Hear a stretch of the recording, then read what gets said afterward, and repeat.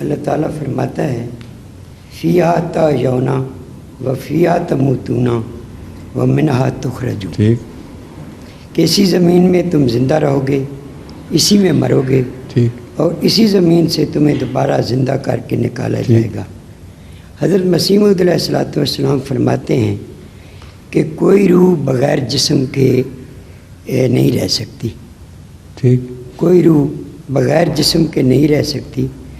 حضور یہ جسم خاکی جو روح کے بغیر محض ڈھانچہ ہے، کیونکہ اصل چیز یعنی روح تو پرواز کر گئی اور کسی اور جسم میں منتقل ہو گئی۔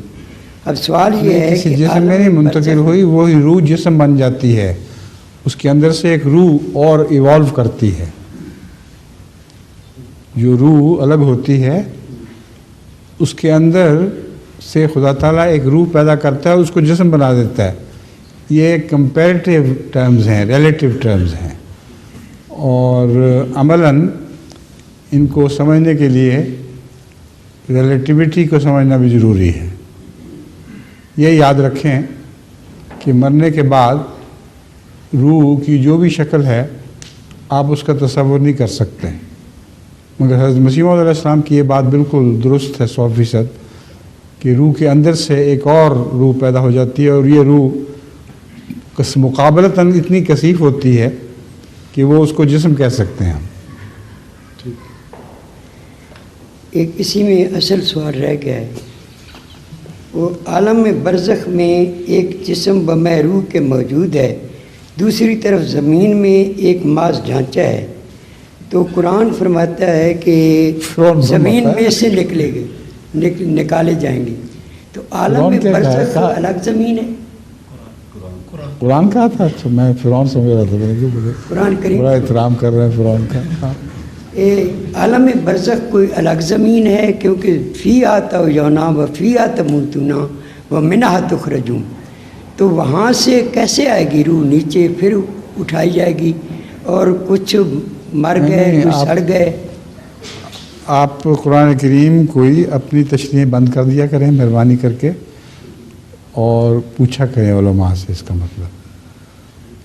اصل یہ ہے کہ زمینی ماحول سے انسان جدا رہ ہی نہیں سکتا۔ اب راکٹس میں بیٹھ کے بھی جو باہر جاتے ہیں چاند پر یا اور ستاروں پر، اگر وہاں وہ مر جائیں، کئی مر بھی جاتے ہیں ہوا میں، تو اس کا مطلب کیا ہوگا کہ فیہا تحیونا والی بات درست نہیں نکلی۔ یہ درست ہے، کیونکہ زمین کے ماحول کے بغیر وہ سانس ہی نہیں لے سکتے۔ اپنی زمین کی ہوا اور یہاں کی چیزیں، اجزاء سارے ساتھ لے کے سفر کرتے ہیں، اسی میں زندہ رہتے ہیں اور اسی میں مرتے ہیں۔ ٹھیک ہے؟ نہیں ابھی نہیں پوری تسلی شروع ہوئی۔ عالم برزخ الگ کوئی جگہ ہے؟ عالم برزخ سے تو مراد صرف یہ ہے کہ جب آخر پہ اٹھائے جائیں گے، جب بھی اٹھائے جائیں گے، اس سے پہلے وقتی طور پر تو زندگی کا احساس ہوا کرے گا مرنے کے بعد، لیکن پھر اس کے بعد ہمیشہ کی نیند سو جائیں گے، اور یہ سارا زمان درمیانی عرصہ یہ عالم برزخ کہلاتا ہے۔ ٹھیک ہے؟ جزاک اللہ۔ شکریہ۔